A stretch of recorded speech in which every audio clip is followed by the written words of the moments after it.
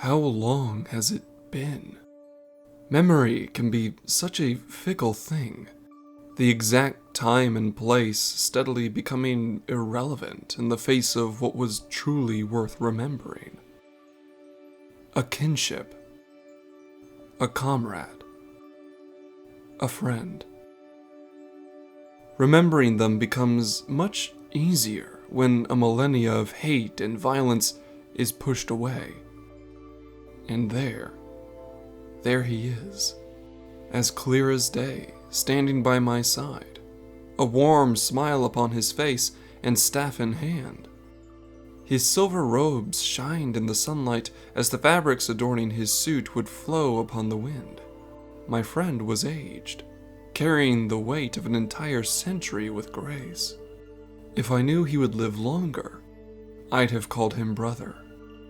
But while the Elezen were not eternal, they carried themselves with the pride of something very, very old. Something larger than themselves. And I could not help but be moved by it. I can hear him still, my friend reciting philosophy and arcane theory as easily as he would inquire about the weather, hoping for my enlightening response. How painful this memory has become, of a friend I will never see again. And yet, if there are still Elezen that possess his noble heart, then maybe, just maybe, I'll be able to find such kinship once again. In my friend's place, I shall become the teacher, and speak with words I wish I had in days long past. Indeed, I shall carry the best of him, of his people, and hope to see them rise to meet my expectations once more. I shall never forget him.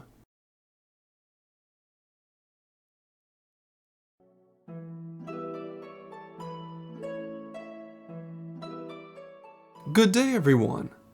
Eorzea is a land that many people and species call home. From the great migrations of Hyur and Mikote to the displacement of the Lalafell and Rogadin, many diverse cultures have settled here for thousands of years. Yet none of them are able to call Eorzea their homeland, quite like the people of our topic today.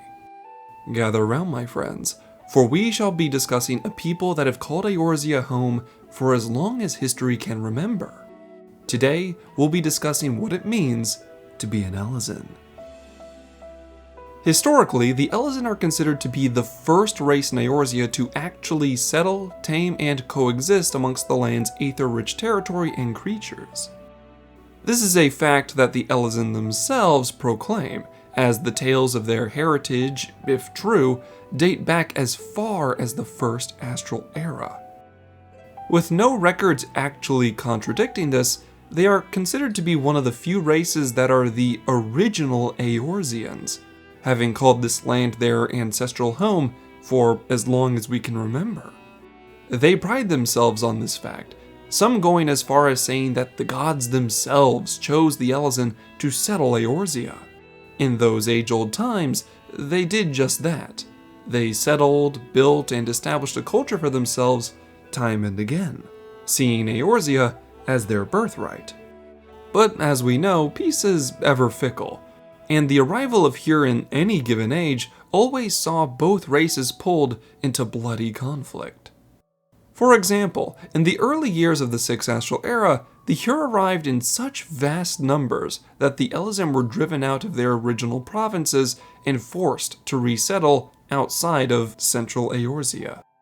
Having been pushed around by the large influx of Hyur, the Elezen would eventually create what would be known as Ishgard to the north and Gelmora to the northeast. And this is said to be living proof that the Elezen have ever fought to keep their place within their homeland. Physically, the Elezen are very tall with slender to athletic builds, lending to a naturally high metabolic rate. This also may have something to do with them being known as a long-living race, as a healthy Elezen can live for more than a century with a few decades to spare. That being said, their longevity has had an effect on their development, with most Elezen not reaching physical maturity until their early to mid-20s. though, as you may know, their most distinguishing physical trait are their pointed ears, which gives them a finer sense of hearing than most races. These ears are known to be either long and sharp, short and rounded, or some other combination of the two, but the end result always betrays their heritage. Because of their tall and lean physique, the Elezen aren't well known for their brute strength or physical endurance. However, what they lack in raw physical power and physical hardiness, they greatly make up for with dexterous talent and the arcane arts. The Elezen, by and large, have the greatest advantage when it comes to agility, flexibility, and precision when compared to most other races, with only some clans of Mikote being known to keep up with them. On a similar note, many Elezen are naturally gifted mages as well, boasting arcane talents that are only outshined by some historic Lalafell. Moving on, we start to observe their cultural choices. The Elezen have shown to have great levels of pride for their history and talents. They have firm beliefs in things like discipline and honor, which usually can be seen in their methods of governance. You need not look much further than the successful city-states of Gridania, Ishgard, and even Old Sharlayan to see how Elezen involvement can shape and strengthen a country's foundation. However, it is this rigid mentality and love for past glory that makes many Elezen unwilling to change quickly or acknowledge the accomplishments of others. An example of this is in their dialect. While many races over the course of their time in Eorzea have lost the use of their native tongue for that of the Years Common, the Old Elezen tongue is used just as much now as it has been in the past. In fact, many words used in the Eorzean Common tongue actually has roots in Old Elezen. It's so commonplace now that some people will find themselves speaking part of their sentences in Old Elezen without even knowing it. However, within the past 1,000 years, the Elezen have split into two distinct clans that distinguish them on both a cultural and biological level. These two clans are known as the Wildwood and Dusk White. While many clans of different races are content to, at best, cooperate, and at worst, ignore the other clan, the blood feud between the Wildwood and Dusk White can be dated all the way back to Gridania's founding. It's no mistake to say that there is a clear racial tension between the two. On a fundamental level, both clans see the other as traitors to their species and development. As to why, well, we'll discuss that soon enough. We'll start by covering the culture of the Wildwood.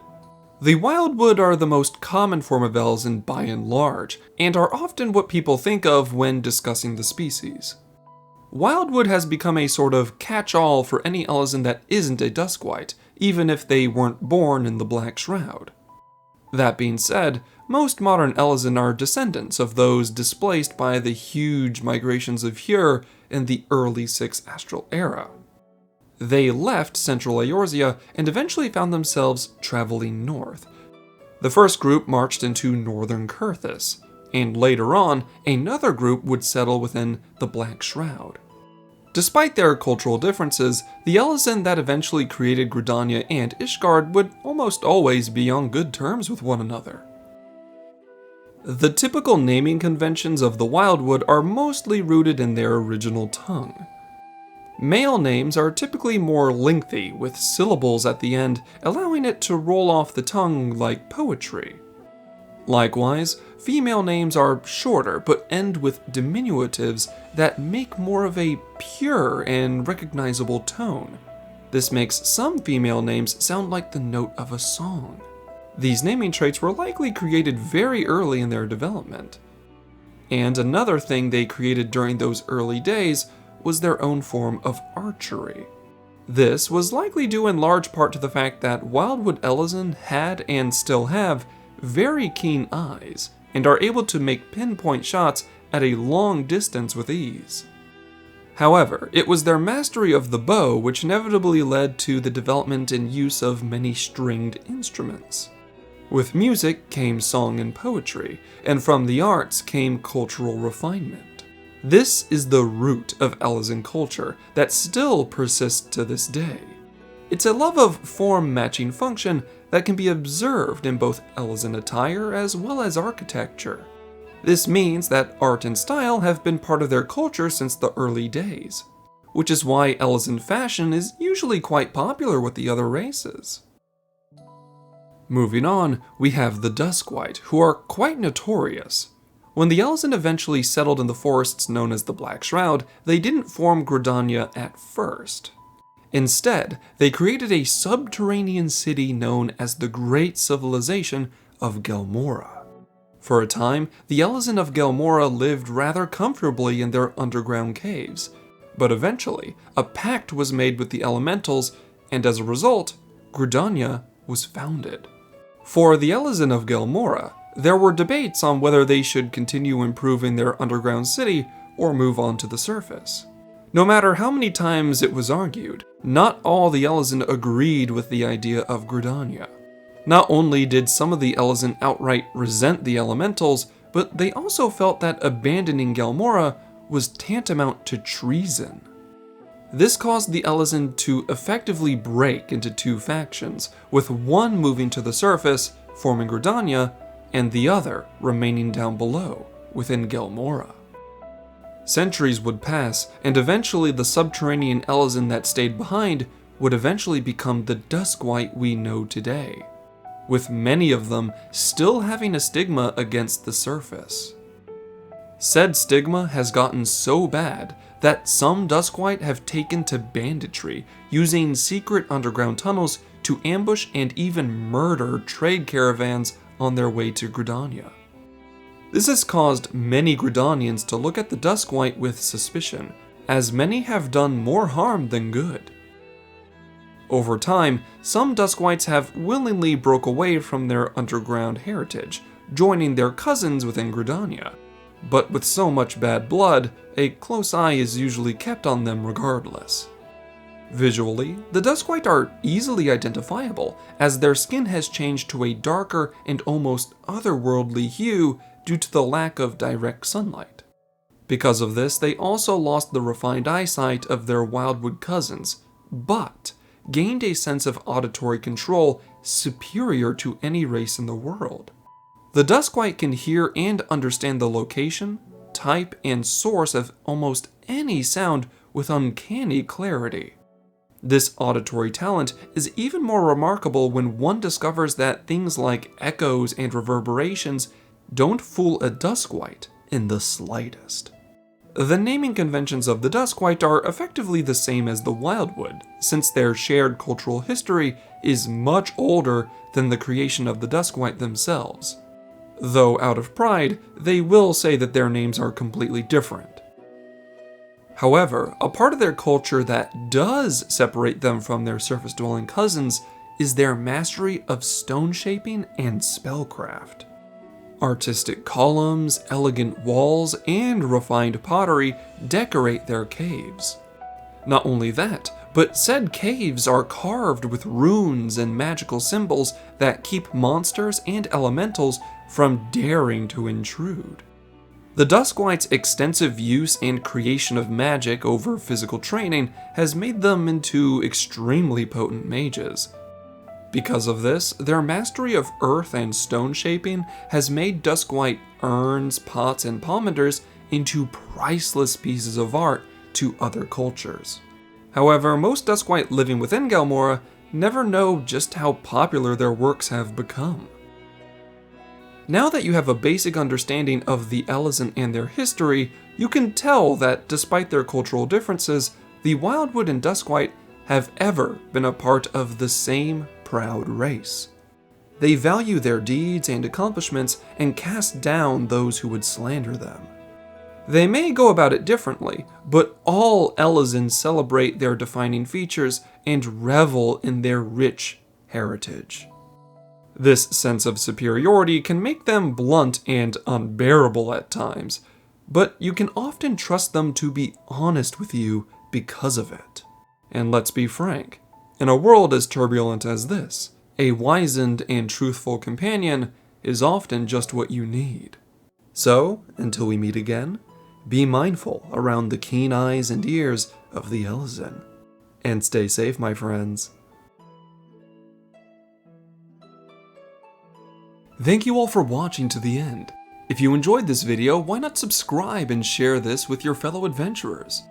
With your help, I'll try to reach out even further and bring even greater stories to you. Although, I'd be remiss if I didn't acknowledge my biggest contributors. A grand thank you to Amina Viltaria, Travan Shea, Potato, Sage Mouse, Sinalv Bagel, and Cizani, with an additional nod to the scholarships on screen.